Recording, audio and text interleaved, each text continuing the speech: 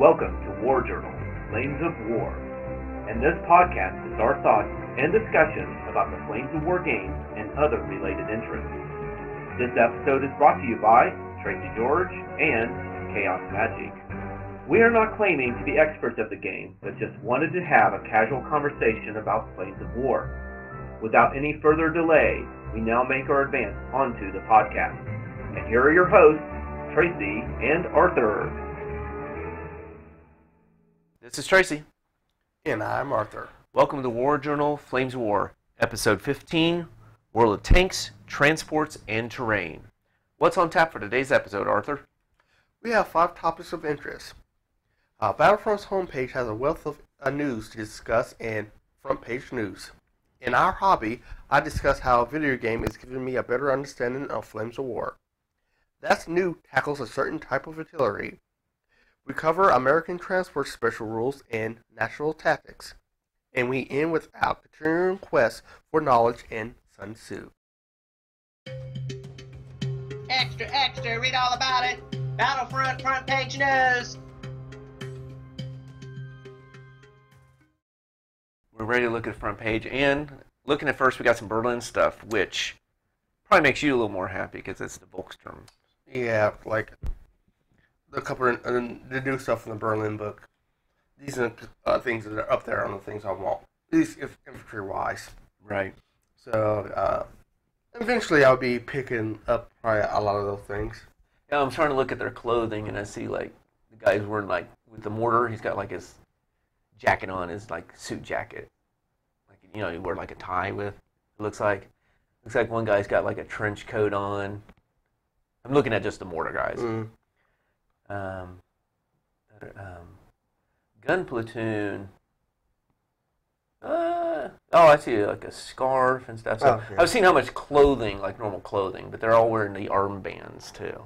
Yeah, I think that's the big thing about that unit is like they can pretty much wear just anything, just the armband just tells them who they are. And then some more Berlin stuff, which more German stuff. Yeah. Which at the original you were. I mean, if you were making a journal, I think you had one list to choose from. But originally, it's a great list. But all these things, I need to find out more about them before I consider purchasing them, because even though $1 each, that adds up if I don't know anything about them. So I don't know. I haven't looked lately. I don't know if it has like a bundle deal or not. Oh yeah, they do have a bundle. Okay. At least last time I checked, it mentioned there will be a bundle. And there's they're talking a little bit about history here of the SS Panzer Abteilung. I don't know. I don't know very much. I can speak a little Japanese, but when it gets to the other foreign languages, forget about my pronunciations. Yeah. And then more Soviet stuff. I think this is also for the Berlin stuff. This is like the new stuff from Berlin. And it's all plastic. I like plastic tanks and all that. It's the like the Pak-40s I have a problem with, because those gun barrels keep breaking. If they were made out of metal, I'd have no problem. All right, so going on down, they're talking about spring armor and some stuff, and then there's updates on the FAC For 3rd edition. Yep. I haven't actually checked to see what's new in there. Well, what's nice is that the new stuff, they put a line next to the new stuff. So you aren't like, well, is this new, this new? It's like you just go through the pages. Oh, here's a line going vertically along the section, so you know that's the new part. Oh, okay. So it makes it real easy to find what you need. Yeah, nice. Some tournaments. And now we're heading down to what I want to talk about. And that's Team Yankee, which is down here at Breakthrough Assault. Oh, yeah. So I went ahead and had my computer set up here to kind of talk about some of the stuff that we can see. And so the first one is there's the infantry and transports. So yeah. I like the models so far. I do like the models so far. That one looks like a Rhino. Yeah. Which I think is where they got the Rhino, probably the Rhino idea from. What is this thing? The M113 first field. Okay, it's a transport. Yeah. I'm not up to date on all of these vehicles. And then this one picture, people are saying, well, gosh, the model looks so small, but the infantry figures are in front of it, so who knows how far in front of they are, and they're up on a stand, so it's going to make the vehicle look small. But these were the transports and infantry, so it looks the same as Flames of War. Then they showed the artillery pieces, which look like tanks. But again, they're really nice models. That's a scary looking thing. Yeah, the Russian rocket launcher. Yep. Yeah. And that big what is this thing? This is the Hammerhead? I want to say this is I think this is the Soviet one. You know what? No, this is the American M109 howitzer. And again, I don't know these. It's like when we started World War II. It's like, what is that? And finally, you started to recognize it. This is all new to me. Yeah, I know aircraft, but I don't know ground vehicles that well. Yeah. And speaking of, okay. Oh, I don't have the aircraft one on this one. I forgot to bring it up. So this is the tanks in the anti-air. So here we go. So I think this is the Abrams. Yeah. And then this is the Soviet, what is this, T-72. That thing is, look at that barrel on that thing. Wow. Again, I really do think, wow, what is this one? I was about to say something, I saw this. Is this a Soviet Shika? It's anti-air. It's almost like your Whirlwind in a way. Yeah, it is. It's a quad machine. I think it's a machine gun. Autocannon. Okay. Probably shooting, what, 20 millimeter shells or something like that. Yeah, it's like, not a very good day for you. Yeah. Oh, there's some more rockets. I wonder, like, how well a A-10 can stand up to that. Yeah. Well, which is one of the things I'm going to get to. Okay, so then they've added this week about putting in terrain. Oh. You know, how you can make it. And so it's using the Flames of War models, the buildings and all that, and the roads. But there's some other buildings. Like there's these two circular tanks here. But what I'm thinking is, I've got some of that railroad, 172nd Railroad buildings and stuff that I think would work awesome for this now. It would fit. And I made it where you can put people inside the building and everything. So there's this one. So yeah, they're using a lot of existing buildings from Flames of War and the fences and roads and all that. There's just a few differences, like that storage tank where those things are, like behind this building. And then, this is what I saw. So at the bottom of this, after you get done with the terrain piece here, next week we will have the first part of two-part preview of the game itself and how it differs to World War II Flames of War. So now we're finally going to hear of how they're different. Oh, yeah. Yeah, I forgot to bring up the aircraft, because the A-10 Warthog and the Apache, and I forgot what you probably remember the Soviets' helicopter's name. The NATO's call it Hind. Yeah. I think it's the Mi-24, I believe. So, looking at all this overall, I'm thinking if you took this to a game store and started playing it, what interest do you think there would be? Probably a lot more. A lot. Well, it depends how much. I talked about this on my blog about Team Yankee. How much aircraft matters. Yes. Because, like, I like Flames of War, but my problem is aircraft have an important role, but their role is very minor. Yeah, because if you really think about World War II, from what I saw in history, whoever controlled the air controlled the ground. I mean, it wasn't the ultimate. You still had to have ground troops and all that, but there's a reason Germany started camouflaging their tanks and only moving at night. And that was it was somewhat the U.S., but it was a lot to do with Britain, and they had rockets on, and they were very accurate with those rockets on their aircraft. They would just flip the tanks over. But like, and for Team Yankee, most of the stuff I'm excited about are aircraft. So like, I would like the game where, because in normal Flames of War, you can only ever have one aircraft. Right, and it pops out for that little bit, and then it's gone. I would love to be able to take, maybe not an entire army of aircraft. Well, I wouldn't mind that, but that'd be kind of hard to balance against infantry. No, I haven't played it, but there's that D&D Attack Wing. Yeah. Now they have flyers like the Dragons, but they also have ground troops, and those flyers stay out. Yeah. So I don't know how. That was the other right. That was an aircraft game, but then they added ground stuff elements to it. So this would probably be the other way, like a groundcraft game with adding aircraft. But hopefully they stay on the board, or I can take more than one and be on the ground, or be on the board, I should say. Yeah. So looking at this and find out next week on next Monday on Breakthrough Assault about the difference in all this. But from what I'm seeing here, between my job and what I'm trying to do and stuff, I just don't have a lot of time, and I think I'm gonna have to stick with like one game. I'm heading towards Team Yankee right now, but I do have to see how it plays, because I really do think that we can get more people to play it. And I also thought about that's where you can do your G.I. Joe stuff in Cobra. Yeah, that works very well then too. Of course, we already have a lot of Flames of War stuff, so you don't have to add any more.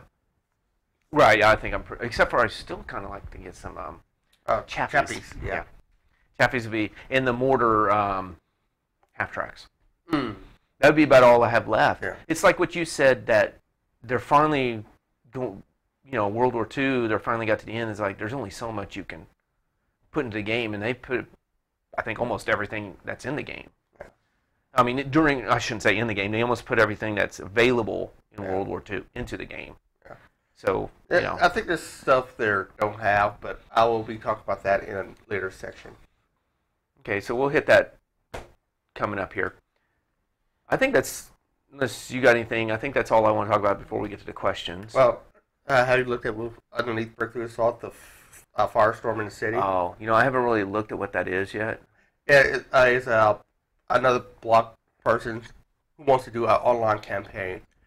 And basically the idea of, I found it really cool. Basically, you're going to have a game map, and the results of it will be how people who are part of the campaign, the results of their games. You will email people like who's a part of the campaign.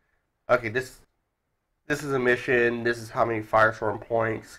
If you could play this game within 2.5 weeks, if you can. And I think the campaign said it's going to last from like about 2 or 3 months, from like November to January. Oh, yeah, I'll get it right here. Dates run from November 1st through January. So November, December, January. So it's 3 months long, this campaign. All right, and this gives you 2 months to prepare. Yeah, it's a narrative campaign, so he wants most of the stuff from, I think, Normandy. This is from late war, 1400 to 1650 points. 1500 is recommended, and they want to try to, I guess, keep everything historically accurate as much as possible. Yeah. So as much stuff that could have fought in Normandy as possible. But if not, if you just don't have the stuff, or you just want to play with something else, you can. Yeah, I was going down here and it says like best things to take that fit the theme or whatever. It's like British and Canadian infantry, German infantry, and blah, blah, blah. And okay, good, okay. Last resort. Armies that did not fight on the Normandy front. Soviets, Hungarians, Romanians, Italians. Is that a late war tale? I guess. I need to find them. Yeah, there's a sign up and report. Yeah, I haven't looked too much into this. Oh, they have prizes too for 2 lucky players. Yeah, you got to like paint up a model and send it to you. Oh, that's interesting. Yeah, it's like what I think what they're doing is maybe taking over for what WWPD was doing. They had their Normandy campaign. Yeah, it's very similar to that, but I think a lot smaller. Since I'm not sure how big he could probably maintain it, but he says he's open to. It's unlimited sign up. So if you're up for that, I would like to actually jump into that. Possibly. Yeah. But apparently, let me go back to this. Here it is. Apparently, I'm under the good. I'm not the best choice. I'm under good American tank, mechanized, paratrooper, glider, and infantry list from Operation Overlord. So, but you know that's what I've got because there's really no under best. There is no U.S. listed. Yeah. My force should be from Atlantic Wall. Yeah. Well, I'm stuck with Overlord, so your Atlantic Wall stuff's probably better than mine. Your troops are ready and they're well armed. My guys are just starting Yeah. to learn. There's that, but I've not used Atlantic Wall a lot, so if nothing else is like I have to start getting used to that book. But of course, we could every once in a while just do a last resort, just won't play. Yeah. Well, at least I try to be as accurate as you can, but this is what you've got. You know? Yeah, and just want to do something different, and saying we don't even have to play the same thing because just be different. Once you I could play U.S. and you play Germany, but I think it'd be a lot of fun to jump into that. Are you ready for the dreaded questions? So yes. Okay. Questions of the week. All right. So we answered 85, but did not receive an answer. Yeah. So we're going to revisit that one, and it's a rifle platoon, rifle platoon mounted in unarmored lorries finds itself under enemy fire. One truck gets destroyed, and all infantry teams dismount under fire. What happens with the remaining trucks? And so we had A, the remaining trucks are sent to the rear. B, the remaining trucks continue on as if nothing happened. C, the remaining trucks are destroyed and removed from the table. Now I said A, and you said A, so we both said the same thing. The remaining trucks are sent to the rear. And the answer is C. I didn't know they were all destroyed. It says see page 101. I just thought the others were like they got scared and ran off. So let's check this 101 because this kind of threw me. Oh. I know armored ones, they just keep fighting on. Unarmored's a different story. Yeah, and that's one thing I brought up. I think last time I mentioned it depends on what country, because I was thinking of the German special rule, but that's only for armored troops or armored vehicles. So. Okay, so we had unarmored transports. When it hit an unarmored transport team, whether or not you destroy it, every passenger makes 5+ save. If all the passengers in a transport teams are destroyed, but the vehicle is not, the transport team is sent to the rear immediately. If any transport teams in the platoon were destroyed, then all surviving passenger teams mounted in unarmored transport teams immediately dismount under fire, and all unarmored transport teams in the platoon are destroyed and removed from the table. Wow. Now, what about the German half-tracks? Because they got some really special rules, so I'm wondering I think they're armored. Oh, they're armored. Yes, you're right. So never mind. I didn't say that. Wow. I thought that it was just... Right. One gets destroyed, the other's kind of like, guys, get out, we're gone. I didn't know they were... Yeah, you're right. Unarmored vehicles suck. They do. They're cheap. But, unarmored transports. Yeah, unarmored transports suck. Because some of my Jeep Recon are pretty awesome because they get that 3+ save. So, wow, I thought we were going to get that one. Now I'm not feeling so good. All right, so... Now this one's multiple select, and it's a lot of multiple select here. And so the question is, which of these teams may move to counterattack? All right, so we're just going to kind of take them one at a time and say yay or nay, yes or no. So A, infantry team. Yeah. I'm going to go yes on that because they didn't put any stipulations. Yeah. B, infantry recon teams. Yeah. I'm going to go with that also, yes. Infantry observer teams. This one I'm not sure with. That's probably wrong, but I'll say yes. I'm going to go no, because the independent teams, they have to break off, if I remember right. So, yes, okay. So, going on down, infantry flame Flamethrower teams. Yes. Yes. I just remember they can't do defensive fire. Remember it was those recoilless rifles we were talking about? The recoilless rifles could, but I remember flamethrowers. If I remember right, flamethrowers couldn't. All right. Man-pack gun teams. Yes. Yes. Armored tank teams. Yes. I can't even believe you paused on that one. That's your tanks, man. Of course they can. I was waiting for you to write it down. Okay. Unarmored tank teams. Yes. I'm going to go with yes on that also. Oh, wait. No. I'm going to go no on that. All right. The only reason because I have those Jeeps is sometimes and I can't have them assault. Okay, so armored recon tank teams. I say yes. I'm going to say yes on that. Unarmored recce team. Oh, man, I just may have missed that one then. Yes. I'm going to go with no. That one I'm pretty sure on. Armored observer tank team. Yes. I'm going to go no because I know my Sherman observer can't assault. This is... Oh, they have to break off, too, if I remember right. Okay, so we're at K, armored flamethrower tank team. Yeah. I'm going to go with yes on that one. That one I'm not sure about it. Armored tank team that conducted anti-aircraft fire during the current turn shooting step. I'm going to say yes. I'm going to go yes. They can't do defensive fire. Yeah. If I'm right. All right, so let's see if all these answers are down here. Next week. So I've got the list here. We really differed on, let's see what we differed on. C, the observer teams. Yeah, I know I've got a lot wrong. You're not alone. G with unarmored tank team, and now I'm kind of questioning. I think unarmored vehicles have to break off. Then I think it's the recon one. Yeah, unarmored recon. So we had two about the recon, or about the unarmored. And then J, armored observer team, and that's it. That's all we really differed on. So it wasn't too much. So we'll find out next time how we did. And now we're ready for 87. All right, it says, a player is fielding a force containing 4 companies.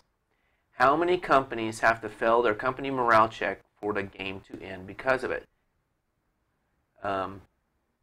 A, 0, B, 1, C, 2, D, 3, E, 4, F, 5. So how many companies? No, wait, they're only fielding 4 companies. How can they field? 5? Yeah, I don't understand. Maybe. Okay, I'm gonna put down. I've got my answer. D. Which one? D. 3. Yeah. I'm gonna go with 1 because you're splitting. You're doing multiple companies. If one company fails the morale check, all the companies. That's the problem with trying to do. If I remember right, that's the problem you have with doing multiple company forces. Because I remember some people are like, "Oh, I could take this and this force together." Oh, that's what they're talking about. Oh, wow. So I could take this company and this company, split up the points, Ooh, I got the best of both worlds with all this. But if one of those companies, if I remember right, one of those companies fails their morale check, the other one's running off too and you've lost the game. Yeah. And so since there's less than a company, if somebody concentrates on that one company and takes it out and you fail. But that's it. So I'm going to go with... Oh, yeah, I misread the question. Yeah, it's 1. So you would revise to B? Yeah. Okay, so I'll let you revise to B. So I'll put you down as B. And we'll see you next time. Our hobby. So there was something that you wanted to touch up on. I got down here a note that says World of Tanks. Yeah. It's a video game, online game I started playing recently. It's called World of Tanks. It's basically, you get to play World War II, maybe some 1 tanks, and then try to shoot each other. Okay. They claim the mechanics are real world mechanics. So the reason I'm playing it was kind of well, number one was to get used to seeing other tanks, Right. mainly U.S. So I'm actually, okay, I know what tank that is, but it looks. It's not quite helping, so I might have to start playing U.S. to actually get a feel for what their tanks are and how they work. I kind of enjoy the game, but more than anything, I got a new feel for Flames of War after playing this now. Because like, there's some rules that like always kind of bug me.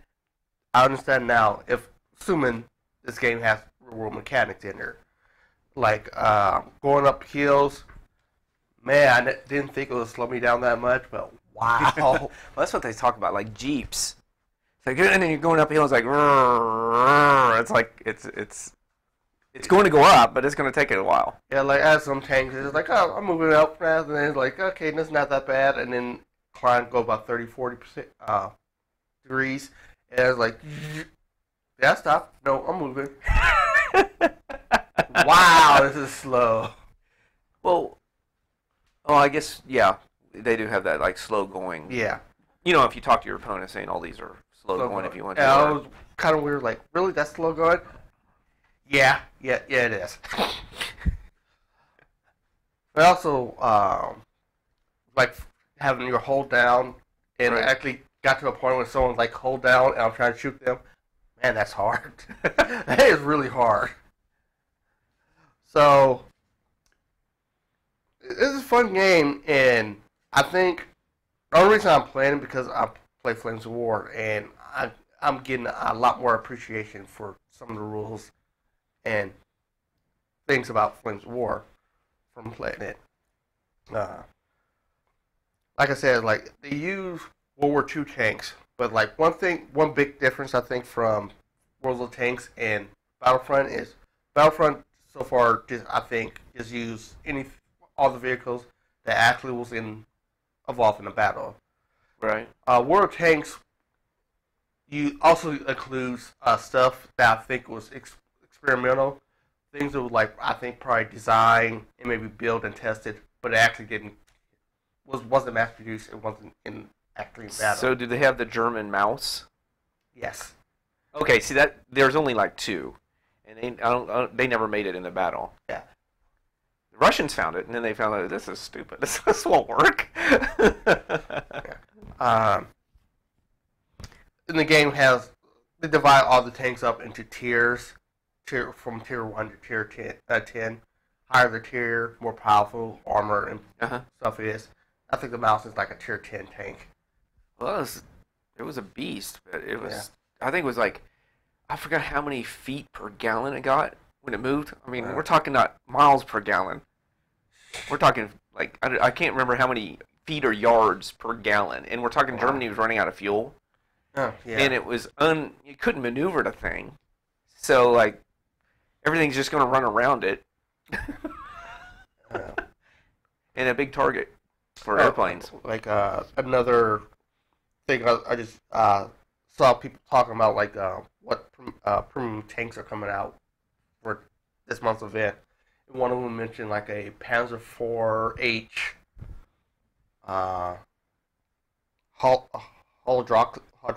hydro something. And apparently it was like a experimental Panzer IV tank that was supposed to be able to go through some water. Oh.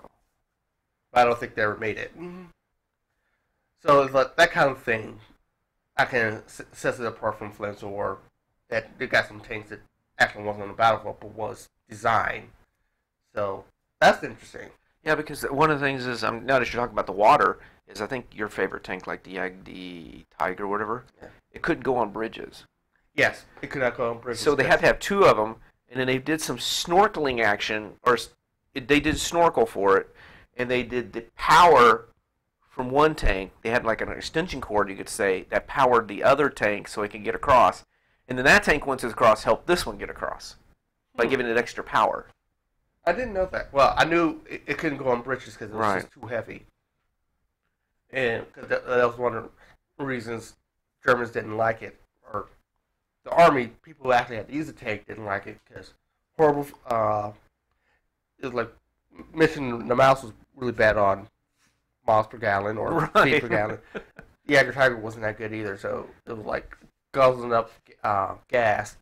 You couldn't go on bridges, and around in Europe, it's bridge central. Yeah, you got so many rivers running through there that. So that made it a nightmare to driving around. So that was the big problem with it. Of course, stuff that's no issue on the game table. Right. But yeah, World of Tanks is also they've deployed the free-to-play model. Right. So I could play it for free and could do most stuff in the game at no cost. It just takes time to grind out to get the in-game currency to purchase other stuff.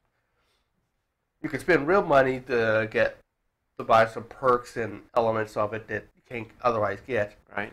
Though they sometimes have contests or events you can do to get some of this stuff.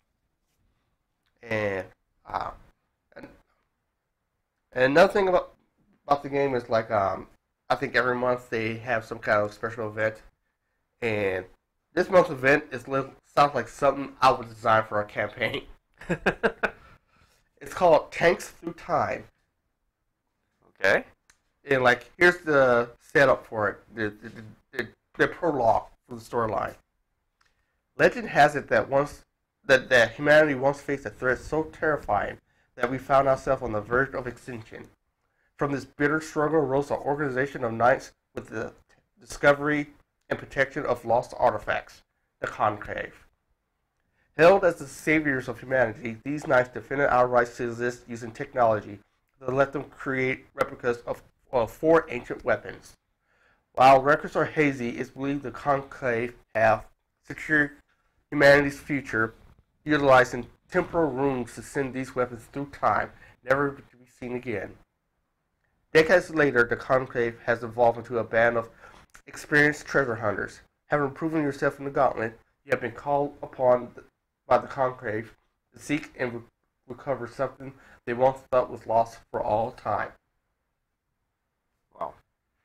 Yeah, it doesn't sound like No, it almost sounds like what you were talking about then. And you're like what you were talking about, and we were kind of talking about the battles mean something. Yeah. You know. So We're fighting over this artifact here. Yeah. You know? Yeah, so basically the idea is like these vehicles was just thrown to time for use. So I almost got an interest in like painting up like one of my Jagger Tigers and putting like arcane runes on them. Well, it's kind of like what I was talking too about that Team Yankee thing. I'm really thinking like some alternate reality thing for that instead of just trying to be historical. To kind of just have a little bit of fun. The World War II one, I'm more historical based on that one. But this since it's a fictional thing here, so yeah, I can see kind of what you're talking about, putting runes on and stuff. Yeah, so this kind of silly stuff like I love. Yeah, like I see myself designing a campaign with something like that as a storyline behind. And I might do something like that and like somehow link like various games together, like Flames of War, Team Yankee. Yeah. Maybe like a ancient like fantasy game. But yeah, it's a game I probably will be playing more and more, just get more experience with learning and recognizing tanks. Also, like they do have artillery in there, not like standard immobile artillery, like tank like artillery, like the Wasps and what do you have? Like the priests? Priests, yeah. They do have those. And one thing I found is it is really hard to land shots with those. Though they're the most damaging weapon in the game. Just like I said, usually if you're tier 3, you pretty much almost can't hurt tier 5 stuff. It's really hard. But tier 3 artillery can still damage and sometimes kill tier 5 stuff. Because it's that powerful. But the problem with them is in the game, that's usually when you aim at something, you have a outline of like where the shot's going to be. And the more times the longer you get the chance to aim, the smaller the ring gets. With artillery, for the most part, when I get the ring out, the ring is like outside the screen. And I gotta wait a couple seconds for it to actually get, I can see the ring. Then I'll wait a few more seconds for it to narrow down to something like I might actually hit them.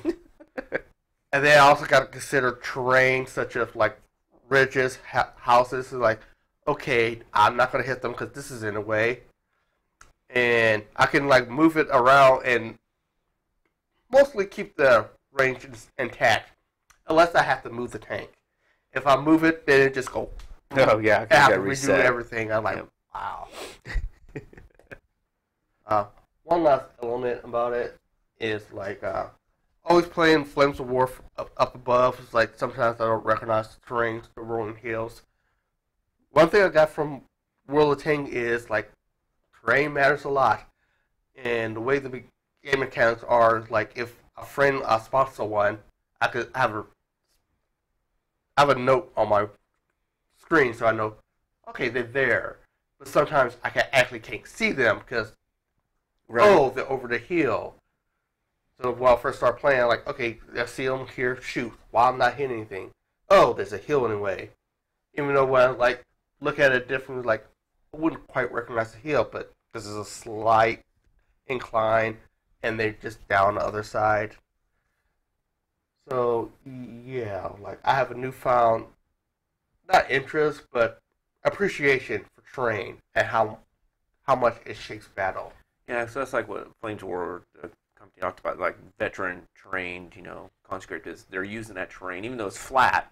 There's those ravines in there, and veterans know to get in there, use those, to help protect them. Where conscripts just running all over the place, so it's kind of that makes so much more sense to me now. I could sort of see it before, but I was like, whatever. Now it's like, yeah, when I first played the game, and like you see people just now playing the game kind of run up and get blown up. Conscript. Well, more experienced players, they come out here and like in this game, like once you only have one tank in a battle. Once it's blown up, you can't do anything. So, but you can just move to other people on your team who's still alive and watch them play. And I've seen some of these people play. Is like I look at them and I'm like, why are they moving like that? And then look around like, oh, yeah, you're a far better player than I am. So yeah, I definitely see the conscripts and the veterans difference mean a lot more now to me now. Yeah, that kind of threw me at the beginning when I was learning games. Like, and people too, because they're so used to, you take your rating and try to hit the target versus what you are. No. Wait, I'm trying to hit your rating? But wait, doesn't... Yeah, it does make sense locally, but I understand so much more about World War II now. It's like, it makes perfect sense.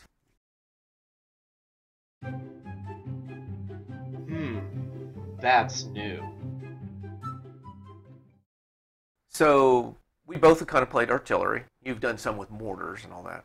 Oh, yeah. Some with artillery templates, shooting over. What we're going to talk about is a little bit about rocket launchers, though. So we're going to do a little compare and contrast. I think I used rocket launchers once. I've done it a couple of times. Or maybe that was you. With my Calliopes. Like, there's some in the Bridge of Romangan, but I usually don't take them because I don't really know the rules, so I don't know if these are good or not. All right, so I've got a regular artillery piece, then I've got my Calliope here. Okay, so you're trying to hit a veteran. You hit him. Yeah. And you're a veteran, so you hit him on your first chance. What do you need to actually... You ranged in on them, so what do you need to hit them? 3s with rerolls, because you hit on the first time. Yeah, so it's 3s. All right, so what if you range in on the second attempt? That one's 4. Okay, third attempt. 5. What if you... Fourth attempt? You don't get a 4th attempt. Very good. Unless you get some reroll thing, but it still counts as whatever. Yeah. The only one it would be mortars. Because they get free reroll. I think there are some. Rerolls. Oh, in British. I think to get to reroll their third attempt on their artillery. Oh. So, let's go now to rocket launcher. All right? So you hit the first time, your normal. What if you range in on the second one? I'm assuming 4s. 3s. What if you range in on the third attempt? 4s. 3s. Air trains. So it doesn't matter whether it's first, second, or third attempt to range in. It counts as if you hit on the first attempt with rocket launchers. So that's one of those, if you're not used to it, you'd go... Oh. Last thing on here. Is it really? Rocket launchers always count. So that you know, he's looking at the template. Yeah. Rocket launchers always count as ranging in on the first attempt. I never read that. Yeah. I might have to start using rocket launchers now. Okay, but that's not all. Okay, so now you've hit. If you have 6 to 8 or regular artillery pieces, what templates can you use? The long number one. Yeah. Or. Oh, I guess you could use this one with the small one with rerolls. So. What are these called? That one is. I think it has a name. Just a artillery template. This is the double width. Oh, okay. So you're saying you can use double width or the artillery one with rerolls. Yeah. Now we're going to take the same number of rockets, 6 to 8 rockets. What do you get to use? Probably just that. You're right. You just get to use the double width. You don't get to go down to the rerolls. Because I was just thinking, like, I don't think rockets are really that accurate. They're not that accurate. Okay, so now we're going to 9 to 13. Regular artillery piece. 9 to 13. I guess it would be the really big one. The devastating. Yep. A devastating one, or probably this one, the double width one, double width with rerolls. Okay, so now we're 9 to 13 rocket launchers. Probably just that. Gosh, darn it, you're getting them right, Arthur. You're right. By saying that, since they can't see it, the devastating bombardment template. You don't get a choice. Yeah. All right, now 14 or more. What do you get for a regular artillery piece? Reroll with the devastating. Yep, devastating with rerolls. And rocket launcher probably without rerolls. They do get to reroll. Oh. It's just that when you're using rocket launchers, you aren't able to lower down to a smaller size. Ah, okay. All right. Now, there are a few other rules I need to go over on rocket launchers. When they shoot, you have to put that plume of smoke behind them. So you just put cotton or whatever. Oh, okay. Yeah. And Russia has some special rules with that, but we'll not go over that. But what that allows is that even if I can't see, like these guys are hiding behind terrain and your spotter can't see them, he can spot off that smoke. But they're considered concealed. So he can target them even though he can't see them. That makes sense. Because if they see most things fire and there's so much smoke. Yep. So that's the little difference between rocket launchers and regular artillery. One of the big ones is just that you just might as well roll 3 dice for your range in because it doesn't matter. That's nice. Also, like they have the reload thing. Yeah, there's those too. But Russia has some rules on that too. So Soviet's got some nice rocket launcher rules. But you're right, there is some reloading depending upon the country. So yeah, I think I actually might start using some rocket launchers. I would use my Calliope's, but it's like I think anti-tank 1. Oh. Yeah, so it's just like against infantry, they're gonna be awesome. But I've run into so many tank companies that they're just not worth it to take. But they are cheap. Of course, I'm about to say it'll be useful against Berlin list. I'm like, maybe. Yeah. Because I could go like take all the cheap infantry like the Volkssturm and then take some Tigers. You know, and if I take it as a rocket launcher, they can't shoot their main gun. I don't have a main gun. Mm. All right, so that's rocket launchers.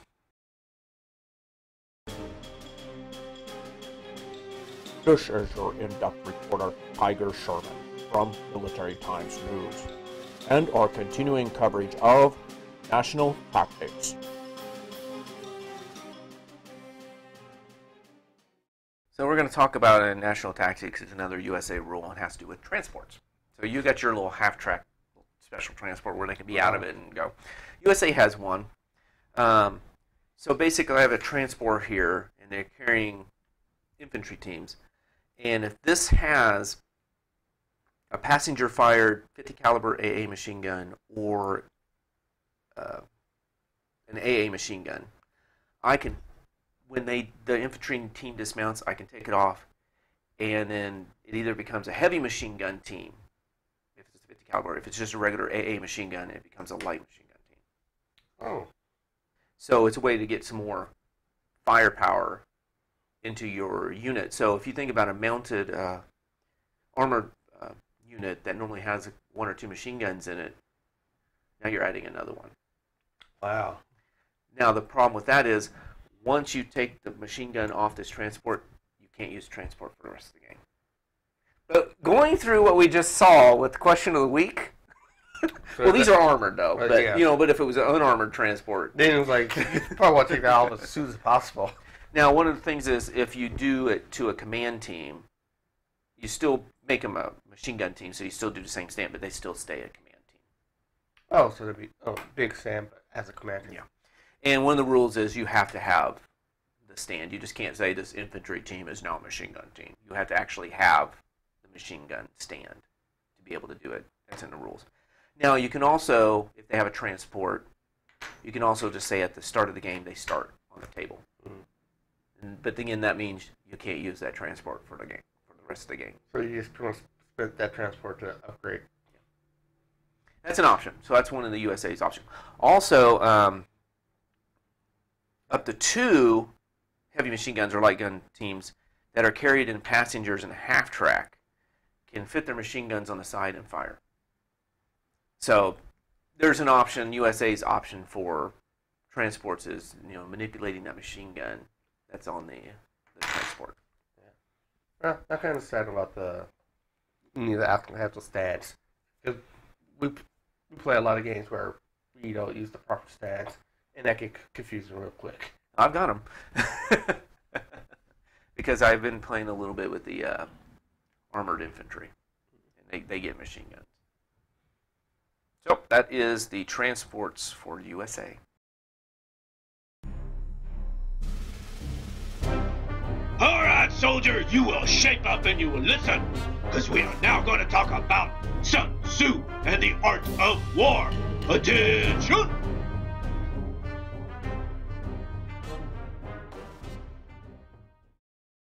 So we're still in Chapter 1. We're getting close to being done with Chapter 1. And we're starting at 15, so we're going to hit 15, 16, 17. Because we're kind of looking ahead, 18, 19, 20, and some of those really go together, and we're going to hit those all together. And then we're close to being done with Chapter 1. And some of these, well, the next time, some we've already hit before, so it's going to be interesting to see how we talk differently about it now. So 15, the general that hearkens to my counsel and acts upon it will conquer. Let such a one be retained in command. The general that hearkens not to my counsel, nor acts upon it, will suffer defeat. Let such a one be dismissed. So basically, pay attention to what he said. Yeah. If you follow my advice, definitely, if a general follows my advice, you should keep them, and good things will happen. If they don't, they will lose. Get rid of them. Okay. I don't know how that applies to players, but I mean, if you follow his advice, you win games. If you don't, you lose. It's so true. All right, let's 16. While heeding the profit of my counsel, avail yourself also to any helpful circumstances over and beyond the ordinary rules. So just don't look at what he says. If things are there, it's like, wow, they're giving me that, and like they're giving me that hill, and they're still retreating. I want to take the hill. That, or like you're in a tournament and then time limits. There's a time limit in there. And it's just like, I could use this time limit because if he doesn't do this within this much time, we only have 20 minutes left, I win, or I get a draw when I probably lose. Yep. So that's different ways to you should modify your plans. Yep. So don't be so stuck that oh wait, Sun Tzu, he didn't say anything about that, or he said this, and it's like, so yeah, think outside the box besides just the book. Or think outside the book. Use the book, but don't be driven only by the book. Okay, number 17. According as circumstances are favorable, one should modify one's plans, which then goes to don't be stuck with just learn to use all advantages, not just the ones I mentioned. Yeah, it's kind of like what you're saying about that guy's. Well, he's not going to win if he doesn't do this soon. Oh, yeah. You know. Well, I'm going to put that in my favor and make it worse harder for him to do that now. Yeah. Because like if the game plays out, I'll lose. I may lose some men I didn't want to lose, but ultimately, because he left that open for favorable for me to win, if I slow him down, he can't do that. I'm going to win the game, even though I lost a few men here that I wasn't planning to sacrifice.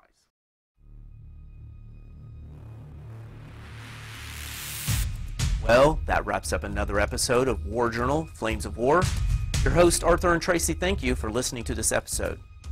You can find us on iTunes. If you like the episode, please subscribe and leave a positive review. You can find us on Facebook at Flames of War. And please like us. In addition, you can follow us on Twitter at warjournal_FOW. You can also find us on YouTube. Search for Tracy George, Flames of War. You can read Arthur's blog at chaosmagicwizards.blogspot.com. Finally, you can email us at warjournalflamesofwar@gmail.com. War Journal Flames of War is all one word, so no spaces are required. Also, please share the show on any social media of your choice. So, until next time, as always, have a good game.